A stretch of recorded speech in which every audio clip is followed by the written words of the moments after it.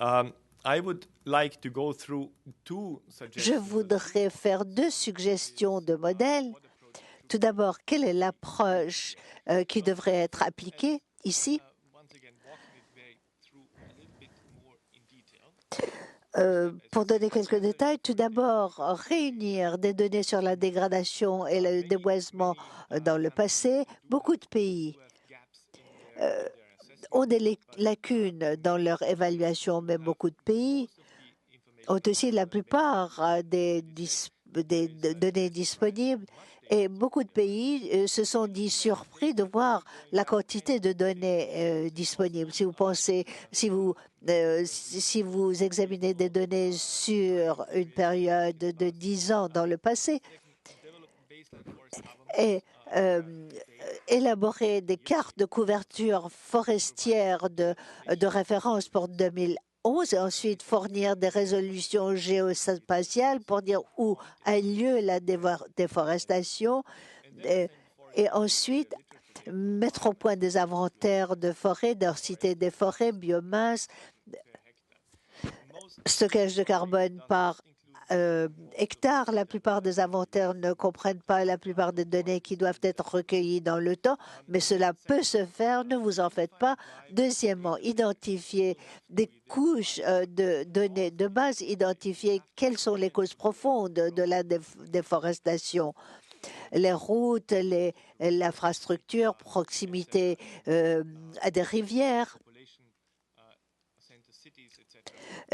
proximité à des centres urbains, expliquer la déforestation et ensuite, tenant compte de cette information et transformant ces informations dans les émissions de CO2 et prenant ces informations pour élaborer le scénario de référence dans le temps.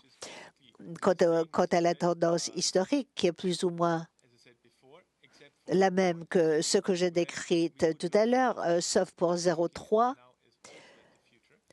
Nous pensons aussi à l'avenir où nous envisagerons des plans de développement économique, des plans d'infrastructure, quels sont les objectifs,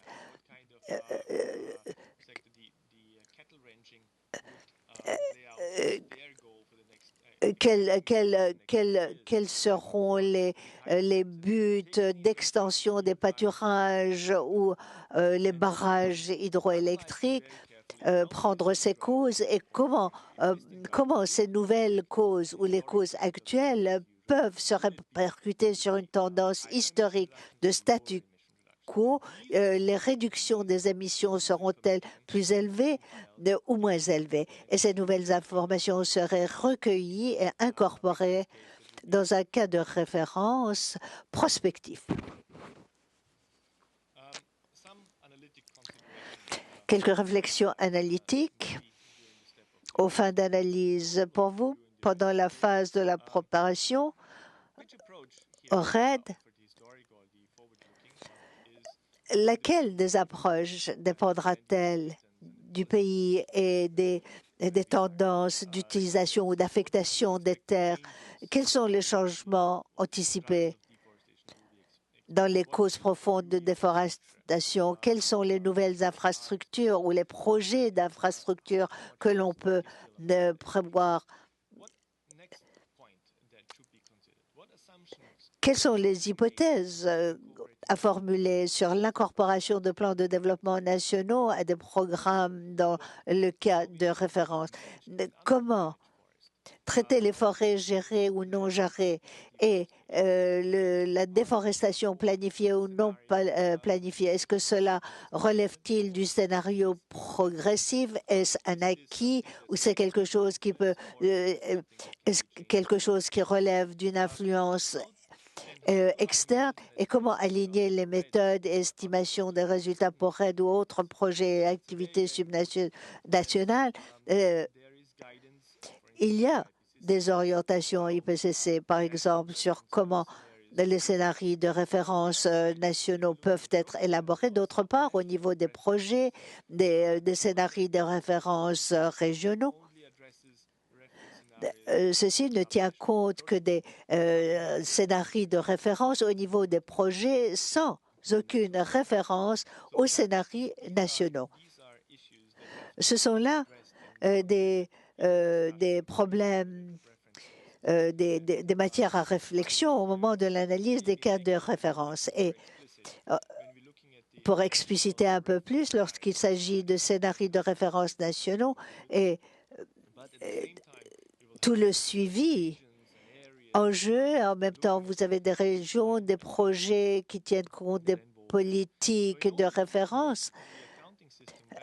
Pour que le système de comptabilité soit valable, il faut tenir compte des différentes politiques et méthodes d'orientation au niveau régional et expliquer comment tout ceci peuvent être incorporés. Pour l'heure, aucun pays n'a la solution ultime pour ces approches. Les pays les plus avancés sont le Brésil et l'Indonésie dans différents aspects de la réflexion, mais c'est un problème méthodologique qui est très difficile que nous devrons examiner dans l'avenir. Et